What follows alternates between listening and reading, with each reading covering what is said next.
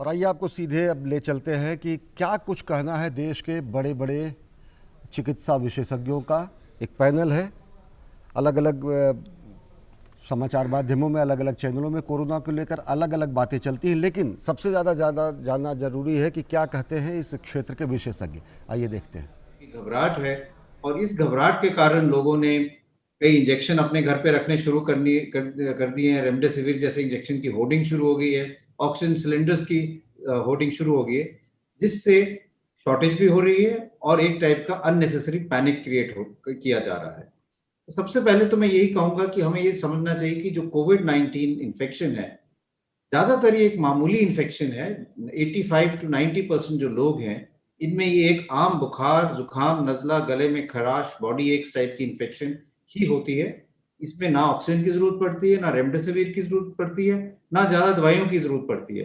बुखार की आप गोली लें, जुकाम नजले की दवाई लें, अपने घरेलू नुस्खे करें, भाप लें, योगा करें, इसी से आप ठीक हो जाएंगे। और आपको ना ऑक्सीजन घर में रखने की जरूरत है, ना रेमडेसिविर इंजेक्शन रखने की जरूरत है, और आप आराम से हफ्ते 10 दिन में ठीक हो जाएंगे।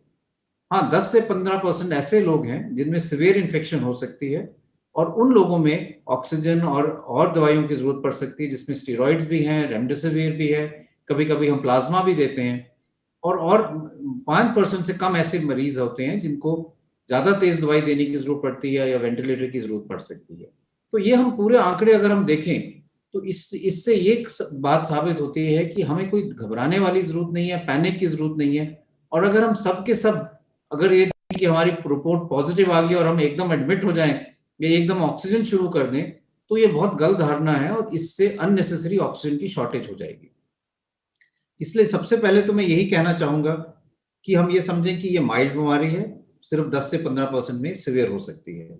दूसरी चीज ये समझना चाहिए कि जो हम बात करते हैं इंजेक्शन की, रेमडेसिविर की, वो इंजेक्शन जो है, अगर हम डब्ल्यूएचओ की ट्रायल की बात करें, सॉलिडारिटी ट्रायल ने, वो एक नेगेटिव स्टडी थी। उस ट्रायल ने ये शो किया कि रेमडेसिविर से आपकी जान बचती है, ना आपकी हॉस्पिटल स्टे कम होती है।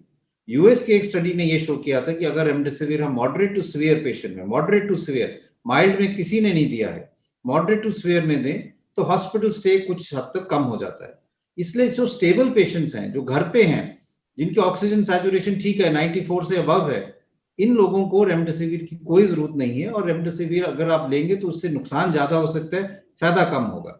इसलिए एक बात ये भी मैं कहना चाहूंगा कि रेमडेसिविर कोई मैजिक बुलेट नहीं है, सिर्फ उन पेशेंट्स के लिए दी जाती है जो हॉस्पिटल में एडमिटेड है, जिनको मॉडरेट टू सीवियर डिजीज है और जिनकी ऑक्सीजन सैचुरेशन 93 से कम हो रही हो, जिनके लंग्स में शैडोज आ रहे हो, जो हम एक्सरे या सीटी स्कैन से देखते हैं, या ब्लड की रिपोर्ट में ऐसे पैरामीटर्स आ रहे हो जो ये सजेस्ट करें कि वो मॉडरेट या सीवियर डिजीज की तरफ जा रहे हैं।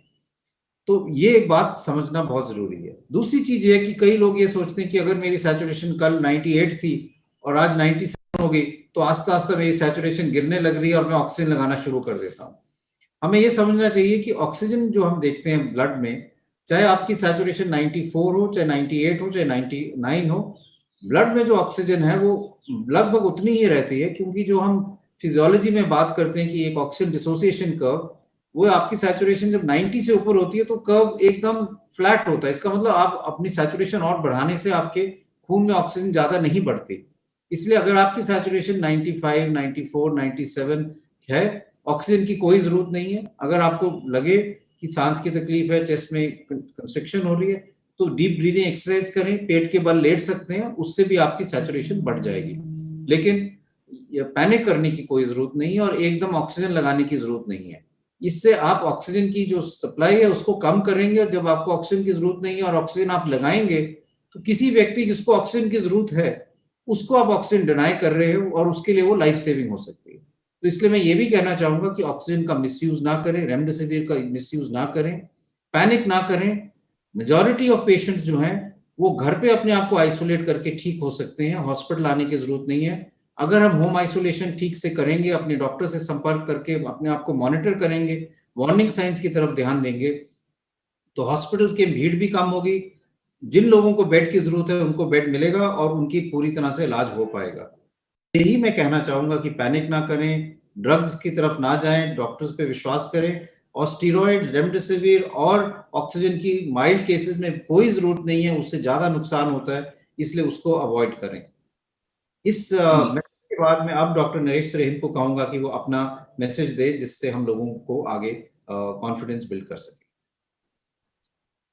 तो जैसे डॉक्टर साहब ने ये मुद्दा उठाया कि कैसा पैनिक रहा है और कैसे अपने आप का संतुलन मेंटेन करना है, आप ये देखेंगे कि पहले जब आरटीपीसीआर पॉजिटिव होता है तो सिम्टम्स मेनली जिससे शुरू होती है या ड्राई कॉफ या लॉस ऑफ स्मेल या फीवर, ये मोस्ट कॉमन सिम्टम्स है जिससे शुरू होता है। आरटीपीसीआर तो कराने से पता लग जाएगा कि है कोविड पॉजिटिव कि नहीं। जैसे ही आपका आरटीपीसीआर पॉजिटिव आता है, मेरे एडवाइस ये है कि अपने लोकल डॉक्टर जिससे आपको ऑलरेडी संपर्क है उससे आप कंसल्ट करें, क्योंकि आज सब डॉक्टर्स को जो प्रोटोकॉल जैसे डॉक्टर गुलेरिया ने भी बताई वो प्रोटोकॉल सबको पता है और वो उसके हिसाब से आपकी ट्रीटमेंट शुरू करेंगे। तो मेजॉरिटी मतलब 90% से ऊपर ही लोग जो हैं वो घर पे ही ठीक हो जाएंगे जिनकी दवाइयां उचित टाइम पे उचित दवाई दी जाएगी।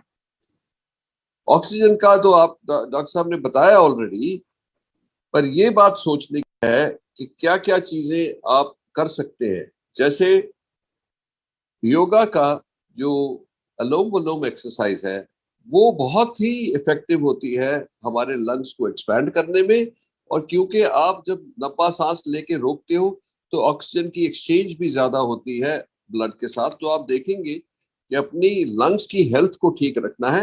और अगर जो टेंडेंसी कोई हो तो वो जो प्रोन पोजीशन में बताया वो होना जरूरी है। अगर जो इससे आपके घर में आइसोलेशन की फैसिलिटीज ठीक नहीं है तो हम सब हॉस्पिटल्स ने एक क्वारंटीन फैसिलिटी अपने हॉस्पिटल के पास ही ले ली है। जैसे हमने रेड फॉक्स लिया है। हम पेशेंट्स को जिनको कुछ एंजाइटी है या जिनके पास घर में सुविधाएं नहीं है, हम रेड फॉक्स में उनको भेज देते हैं। वहां पे हमारे डॉक्टर और नर्सेज उन पे मॉनिटर रखते हैं। अगर जो वहां से किसी को तकलीफ होती है कि बात बढ़ गई, जो 5% की बात कर रहे हैं हम, उनको फिर हॉस्पिटल में लिया जाता है।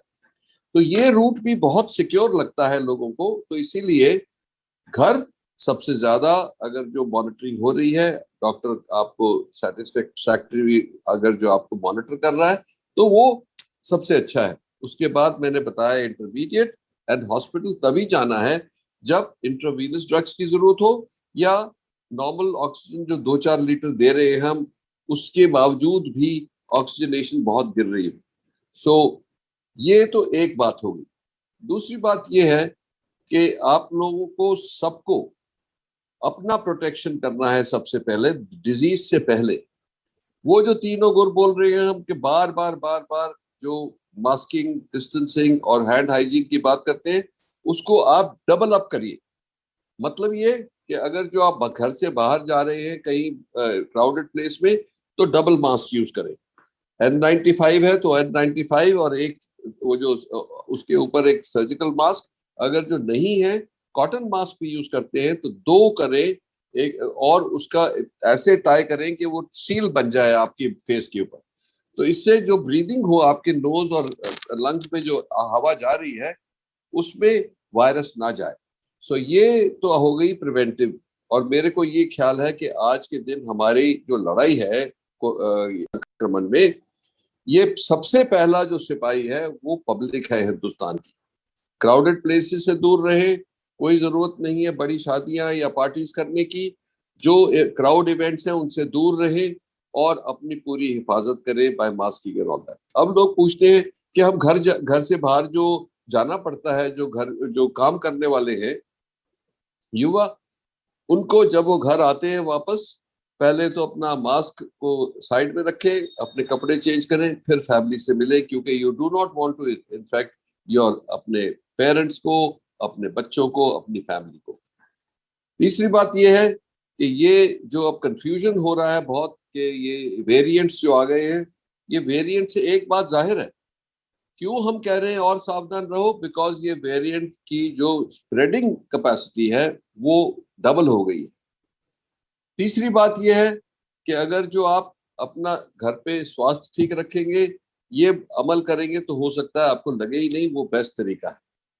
अब जो ऑक्सीजन के ऊपर कंफ्यूजन हो रही है, जो आप देखते हैं पढ़ते हैं कि हॉस्पिटल्स में ऑक्सीजन की कमी है, वो इसलिए हुई है कि हिंदुस्तान में जो पहले हमारे हेल्थ केयर की कंजम्पशन थी ऑफ ऑक्सीजन, कोई अबाउट 15 से 2000 टन की थी ऑक्सीजन पर डे। अब हमारी जो वो रिक्वायरमेंट है वो 7-8 हजार तक पहुंच गई है। तो इसीलिए जो मैन्युफैक्चरिंग फैसिलिटी थी जो नॉर्मल हमको सप्लाई करती थी, उनके पास इतनी कैपेसिटी नहीं है, वो पूरा कोशिश कर रहे हैं। पर फॉर्चुनेटली जो हमारे स्टील प्लांट्स हैं और मैन्युफैक्चरर्स हैं जो ऑक्सीजन यूज करते हैं, उनके पास बहुत कैपेसिटी, पर उनको ट्रांसपोर्ट करने के लिए स्टील प्लांट से हॉस्पिटल्स के लिए वो क्रायो टैंक्स की जरूरत होती है, जिसकी जो तादाद है वो इतनी नहीं थी। पर गवर्नमेंट ने अब ये इंपोर्ट कर लिए हैं, शुरू हो गया आने, और उम्मीद है कि आने वाले 5-7 दिन में जो ये तकलीफ हो रही है हॉस्पिटल्स में, लास्ट घंटे 2 घंटे की ऑक्सीजन बचती है तो ऑक्सीजन डिलीवर होती है, वो जो सिचुएशन है मेरे को लगता है अंडर कंट्रोल आ जाएगी। पर ये हमारे को सबको मिलकर लड़ना है और निश्चिंत रहे कि इससे जीत होगी। तो मैं अभी आपको डॉक्टर सुनील कुमार से हैंड ओवर करता हूं कि वो जो बाकी बातें हैं इस संक्रमण की, ये उस पे आप अपना मार्गदर्शन दें। गुड आफ्टरनून, नमस्कार doctor Guleria, doctor Trehan, doctor Naveed and हमारे जितने भी व्यूअर्स हैं, धन्यवाद करना चाहूँगा मुझे बुलाने के लिए। मैं director general of health services India हूँ। सर्वप्रथम मैं ये कहना चाहूँगा कि वैसे तो हमारे जो एक्सपर्ट्स हैं, जैसे डॉक्टर त्रेहान जी हैं, डॉक्टर गुलेरिया जी हैं, उन्होंने बहुत सी सारी बातें इस कोविड-19 के इन्फेक्शन को लेकर के क्लियर कर दी हैं। और ये सभी तथ्य हमें ध्यान में रखने चाहिए। हमें इस बात पर इत्मीनान रखना चाहिए कि हमारे इतने सीनियर डॉक्टर्स जो है, जिनका इंटरनेशनल प्रोफेशनल स्टैंडिंग है, जिन्होंने इस कोविड-19 इन्फेक्शन के बारे में न केवल हिंदुस्तान बल्कि पूरे दुनिया को ज्ञान दिया है, वह हम सबको, हमारी जनता को बता रहे हैं कि पैनिक नहीं करना है। तो एक विश्वास आना चाहिए। तो जब हम सब लोग मिल करके आपके सामने आ रहे हैं, तो ये आप सभी को विश्वास करना चाहिए कि तथ्यों पर ध्यान दें, ना कि पैनिक सिचुएशन पर।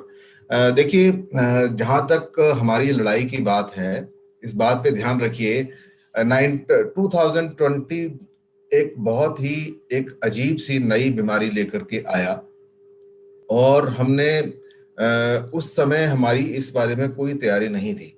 भारत सरकार ने अपनी पूर्णतः अपना कर्तव्य निभाया, और जहां हमारी कैपेसिटी बिल्डिंग बिल्कुल एक अनोखे स्तर पर पहुंचा दी, जहां हम लोग RT-PCR टेस्ट करने की एक लैब होती थी हमारी, वहां हमने 2000 से ऊपर 2500 से ज्यादा लैब्स बना लिए पूरे देश में। जहां हमारे पास टेस्ट की कैपेबिलिटी बहुत कम थी, वहां हमने लाखों में टेस्ट करने की जिम्मेदारियां और निभाई हैं, और कैपेबिलिटी तक पहुंचे हैं। जहां हम अपने PPE किट्स के बारे में बात करें, जहां हम अपने मास्क के बारे में बात करें, तो जहां हमारे बेड्स की बात करें, जो हमारे जो हॉस्पिटल बेड्स होते हैं या कोविड केयर सेंटर्स होते हैं, जिनमें हम सिर्फ माइल्ड केसेस को एडमिट करते हैं, या हमारे जो टेस्टिंग जो कैपेबिलिटीज होती हैं, जो टेस्ट में पॉजिटिव आते हैं और एसिम्प्टोमेटिक, या वो बहुत ही घर में उनका इलाज किया जा सकता है, उनको ट्रैक करना, उनसे कांटेक्ट एस्टैब्लिश करना, उनके हालचाल पूछना, उनको सही सलाह देना bye personal contacts, through administration या थ्रू हेल्पलाइन। तो एक बहुत बड़ा सफर हमने पिछले साल तय किया, और देयरफॉर ये हमें विश्वास रखना चाहिए कि हमारी जो सरकार है, या हमारे जो भी स्टेप्स लेते हैं इस बारे में, वो बहुत कंक्रीट और साइंटिफिक स्टेप्स लेते हैं। हमारे यहाँ कई सारे ग्रुप बने हुए हैं जो बिल्कुल टॉप साइंटिस्ट को लेकर के हैं, टॉप डॉक्टर्स को लेकर के हैं, टॉप माइक्रोबायोलॉजिस्ट को लेकर के हैं, टॉप एपिडेमियोलॉजिस्ट को लेकर के हैं। तो वो भारत सरकार को सलाह दे रहे हैं, भारत सरकार का एक तरह से उसको अग्रणीय रोल अदा कर रहे हैं ताकि हम देश में इस कोविड-19 की लड़ाई को आगे ले जाएं। तो पैनिक करने की कोई आवश्यकता नहीं है। देखिए, ये जो इन्फेक्शन हुआ है, ये जो इस साल जो इन्फेक्शन फैल रहा है, उसके मेरी राय में तो मुख्यतः 2 कारण हैं। एक तो हम कोविड एप्रोप्रिएट बिहेवियर को भूल गए। हमने ये कहा जाता है कि हम ह्यूमन बीइंग की जो माइंड, जो मेमोरी होती है वो बहुत शॉर्ट होती है, और ये साबित कर दिया हमने कि हम बहुत जल्दी भूल गए कि हम तो अमर हैं, अजर हैं, और हम इकट्ठा भी रह सकते हैं, बिना मास्क के भी रह सकते हैं, घुल मिल सकते हैं, हमें कुछ नहीं होगा। लेकिन कोविड हिट अस बैक। तो इसलिए हमें ये बात को ध्यान रखना चाहिए कि कोविड एप्रोप्रिएट बिहेवियर बिल्कुल उपयुक्त है, और वह हमें फेल करेगा अगर हम उसको फेल करेंगे। तो कोविड एप्रोप्रिएट बिहेवियर को पास करिए, और तो आपको वो पास करेगा, फेल नहीं करेगा। पहली बात तो ये, सरकार ने वैक्सीन की कैपेबिलिटी को कितना ऊपर लेके गए कि हम वैक्सीन से सारी दुनिया को वैक्सीन दे रहे हैं। तो वैक्सीन को अपनाया, वैक्सीन को अपनाइए। वैक्सीन के बारे में गलत गलत धारणाएं बनी थी कि वैक्सीन से इन्फेक्शन हो सकता है, वैक्सीन का साइड इफेक्ट हमें मालूम नहीं है, वैक्सीन के बारे में कहीं ऐसा ना हो बाद में कुछ कैंसर्स होने लगे, और ये वो कई तरह की तमाम बातें की गई वैक्सीन को लेकर भी। तो वैक्सीन को अपनाया नहीं, वैक्सीन को जरा खुली बाहों से और खुले मन से अपनाइए, इसके बारे में पॉजिटिव रहिए। इसमें सरकार आपके स्वास्थ्य की ध्यान रखती है। हमने जो ऐप बनाया है, या जो हमने वो बनाया है, अपना सॉफ्टवेयर बनाया है, उसमें सभी तरह की आपकी जितनी भी समस्याएं होती हैं वैक्सीन को लेकर के, वो सारी रिकॉर्ड की जाती हैं, और उसमें ये पाया गया है कि कोई भी सीरियस साइड इफेक्ट बहुत ज्यादा मात्रा में नहीं है, बल्कि एक तरह से नेग्लिजिबल है। तो वो एक सेफ वैक्सीन आपको दी जा रही है, तो उसको अपनाना चाहिए जनता को आगे लेकर। ये वैक्सीन आपको हमारी जो इन्फेक्शन की चेन को कट करेगी। 2 चीजें जो इन्फेक्शन को कट करेंगी वो यही है, एक कोविड एप्रोप्रिएट बिहेवियर, जिसमें डॉक्टर त्रेहान ने बड़े अच्छे तरीके से बताया कि मास्क कैसे कैसे पहन सकते हैं। मास्क को पहनना है, और मास्क को अप्रोप्रिएटली पहनना है, नाक के ऊपर भी पहनना है, मुंह को भी ढकना है। ये नहीं कि चिन के ऊपर डाल दिया, या सिर्फ नाक के ऊपर डाल दिया, मुंह खुला है, या मुंह पर लगा लिया, नाक खुली है। ऐसे मास्क लगाने से, चाहे आप 1 लगाएं, चाहे 2 लगाएं, चाहे N95 लगाएं, वो बेकार है। तो अप्रोप्रिएट लगाएं। 1 भी लगाएंगे बहुत अच्छा है, जैसे त्रेहान साहब ने कहा, और रीइंफोर्स कर लेंगे जहां जरूरत है तो और भी अच्छा है। तो इस तरह से आप अपने बिहेवियर को पॉजिटिव रखिए, पैनिक करने की जरूरत नहीं है। जब आप आइसोलेशन में होते हैं, जैसे मान लीजिए आपको इन्फेक्शन हो गया, माइल्ड इन्फेक्शन है, और आपको घर में इलाज करना, ये बात देखिए बड़े अच्छे तरीके से डॉक्टर गुलेरिया और डॉक्टर त्रेहान ने बड़े ही अच्छे तरीके से साफ शब्दों में कही कि 99% लोगों को हॉस्पिटल जाने की जरूरत नहीं है। मैंने भी देखा है, मेरे पास भी कई सारे फोन आते हैं दिन भर में कि हमें यहाँ बिस्तर दिला दो, हमें वहां बिस्तर दिला दो। तो मेरा सर्वप्रथम ये प्रश्न होता है कि आप बीमार कितने हैं? आप बीमार अगर उतने नहीं हैं तो आपको हॉस्पिटल में जाने की जरूरत नहीं है। हॉस्पिटल में जाएंगे तो 2 नुकसान होंगे। एक, आप अननेसेसरी बेड ऑक्यूपाई करेंगे, किसी और सीरियस मरीज को बेड की जरूरत है वो उसको नहीं मिलेगा, आप अननेसेसरली ऑक्यूपाई कर लेंगे। दूसरा, जो हमारे जो फोर्स है, हेल्थ केयर वर्कर्स हैं, वो आपके अटेंशन में लग जाएंगे और आपको ध्यान देंगे, और जो सीरियस मरीज है वो बेचारा छूट भी सकता है। ऑक्सीजन की भी आप यूज करेंगे। तो इस तरह की जो रिसोर्सेज हैं वो भी आप यूज करेंगे, और इससे दूसरा ये होगा कि आप हमारे जो एक तरह का पैनिक भी होगा कि अरे वो अस्पताल में दाखिल हो गए, बहुत सीरियस बीमारी है, पता नहीं कितने बीमार हैं। नहीं, आप इसको रोकिए, और जब तक, जैसे डॉक्टर त्रेहान ने तो बहुत अच्छी बात करी, फर्स्ट कांटेक्ट जो है आपका फैमिली डॉक्टर ही होना चाहिए। जब उसको सलाह ले, और हमने इतने अच्छे तरीके से बताया है कि आपको क्या मेजर करना है, टेम्परेचर मेजर करना है, थर्मामीटर जानते हैं, हर घर में थर्मामीटर होता है, पल्स ऑक्सीमीटर, अच्छा पल्स ऑक्सीमीटर नहीं है कोई बात नहीं, आजकल तो फोन में ऐप है और आपको रिकॉर्ड करना है, दैट्स ऑल। और आप देखिए कोई खांसी तो नहीं हो रही है, अगर आपकी खांसी बढ़ रही है या आपको सांस लेने में दिक्कत हो रही है तो तुरंत आप हेल्पलाइन को कांटेक्ट कर सकते हैं, डॉक्टर अपने डॉक्टर को कांटेक्ट करते हैं, वो आपको सही सलाह दे देंगे।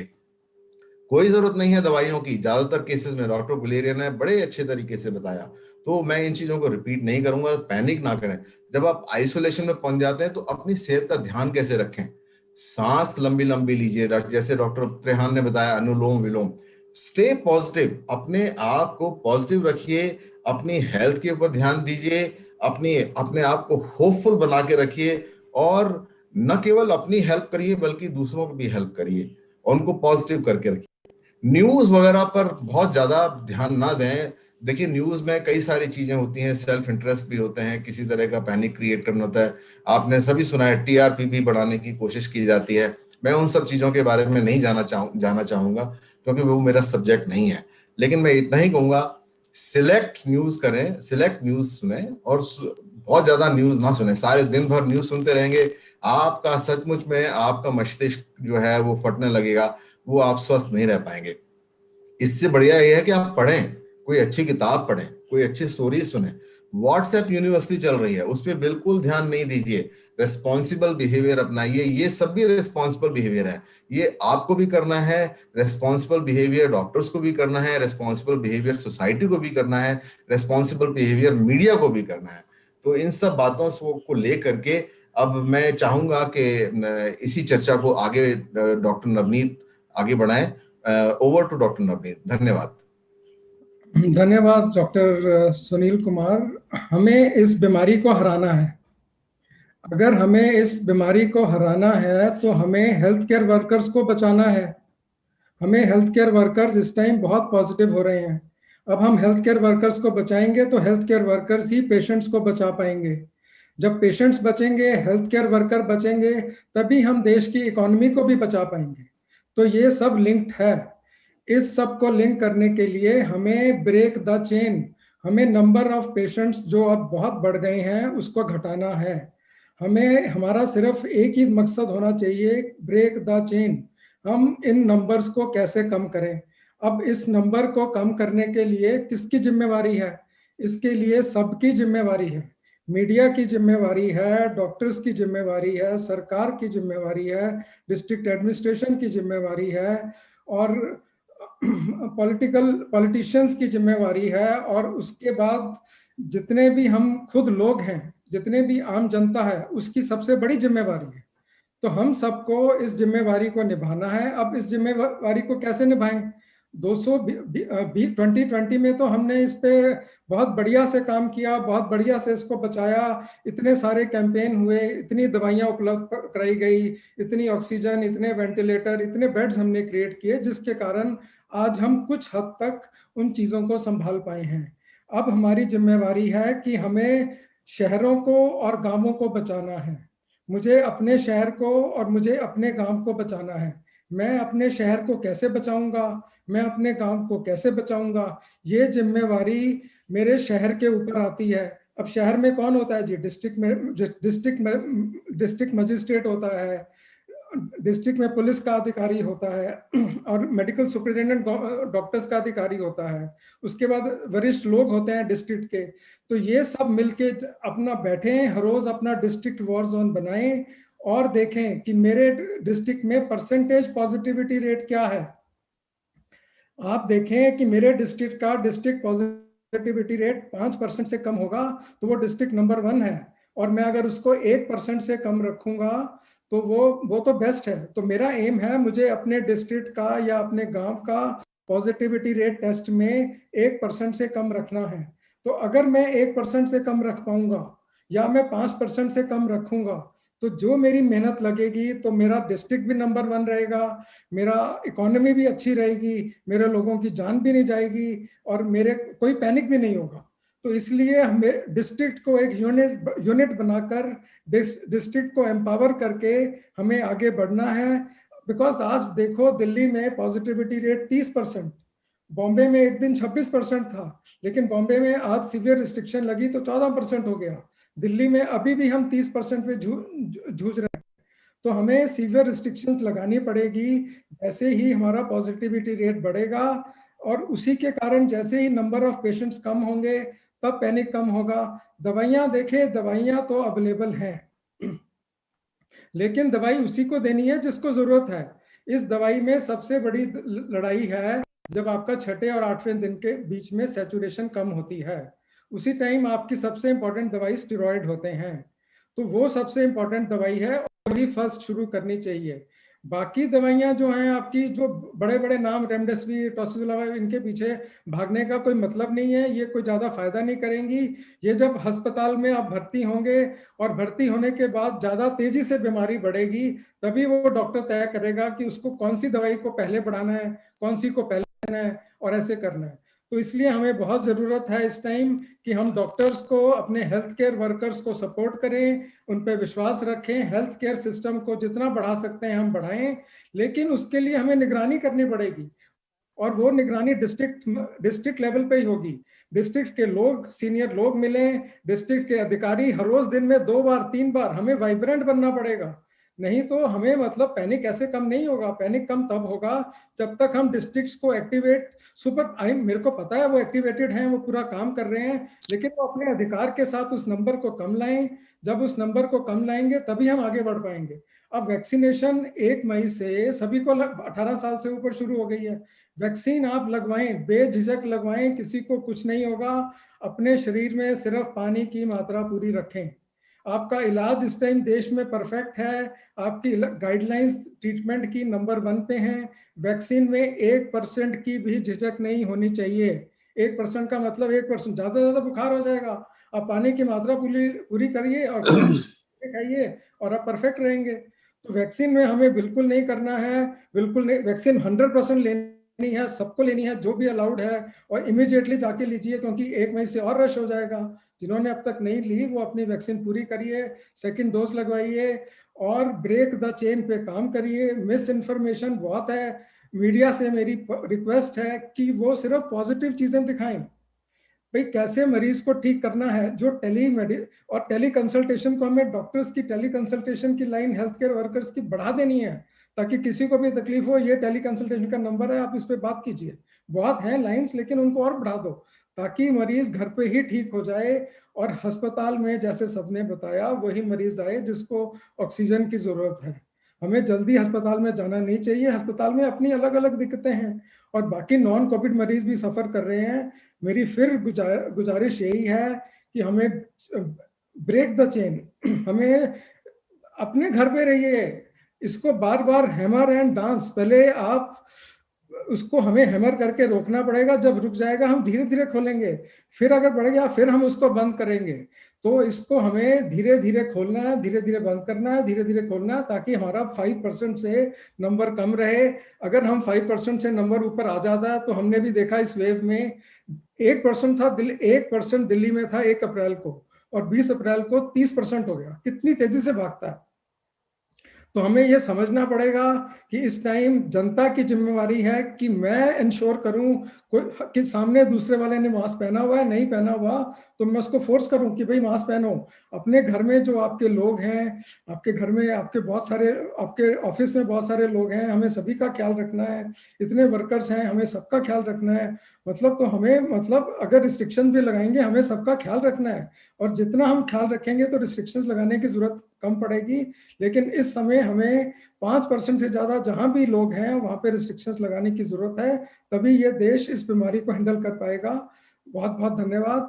मैं डॉक्टर गुलेरिया जिन्होंने बहुत अच्छा बताया, डॉक्टर त्रेहन जिन्होंने बहुत वर्ड ऑफ विजडम दिए, उन्होंने बताया घर पे इलाज किया, डॉक्टर सुनील कुमार जो इतनी मेहनत कर रहे हैं दिन रात कि मतलब कैसे कैसे पॉलिसीज बने। और अगर आपका टेस्ट नहीं हो रहा है बाय चांस तो कोई बात नहीं, आप आइसोलेट कीजिए, घबराने की कोई बात नहीं है। टेस्ट कल हो जाएगा, कल नहीं होगा तो परसों हो जाएगा, परसों नहीं तो अगले दिन हो जाएगा। इलाज सिर्फ वही है, आप अपने आइसोलेट करके अपने गाइडलाइन है उसके हिसाब से क्रोसिन की गोली खाइए, उसके बाद अपने डॉक्टर से कांटेक्ट करके जो भी आपको तकलीफ है उसके हिसाब से करिए। तो आप इस टाइम पैनिक को कम करिए, हमें सबको मिलके कम करना पड़ेगा, इस चेन को हमें मिलके ब्रेक करना पड़ेगा। और हम किसी के ऊपर ये नहीं कह सकते कि मैंने ये किया, उसने ये किया, उसने ये किया। हमको मिलकर सबको जिम्मेवारी लेकर इसको अगले 3 हफ्ते में भारत को कम से कम नंबर लाना पड़ेगा। और ये परसेंटेज 5% हम 3 हफ्ते के अंदर ये परसेंटेज हम 5% से कम कर सकते हैं। आपका बहुत बहुत धन्यवाद, शुक्रिया, थैंक यू। देश के 4 बड़े doctor, doctor Randeep Guleria, doctor Naresh Trehan, doctor Navneet Vij और डॉक्टर सुनील कुमार, जो कि डीजी हेल्थ सर्विसेज हैं, इन्होंने बताया कि किस तरीके से कोविड के इस महामारी के दौरान आपका व्यवहार होना चाहिए, किस तरीके से आपकी इलाज की पद्धति होनी चाहिए। और सबसे बड़ी बात उन्होंने कहा कि अफवाहों से बचें, पैनिक बाइंग से बचें, धैर्य रखें, किसी भी हड़बड़ी में अस्पताल में बिस्तर के लिए तेज़ी से ना भागें, और सबसे बड़ी बात कि कोविड अप्रोप्रिएट बिहेवियर का पालन करें। जैसे अब यहाँ से मैं बाहर जाऊँगा तो ये मास्क मेरे चेहरे पर रहेगा और हमेशा चेहरे पर रहेगा। ये मास्क ही आपका सबसे बड़ा बचाव है, जो कि अभी फ़िलहाल आपको जो है इस संक्रमण को रोकने से आपको भी मददगार होगा और चेन को भी ब्रेक करने भी मददगार होगा।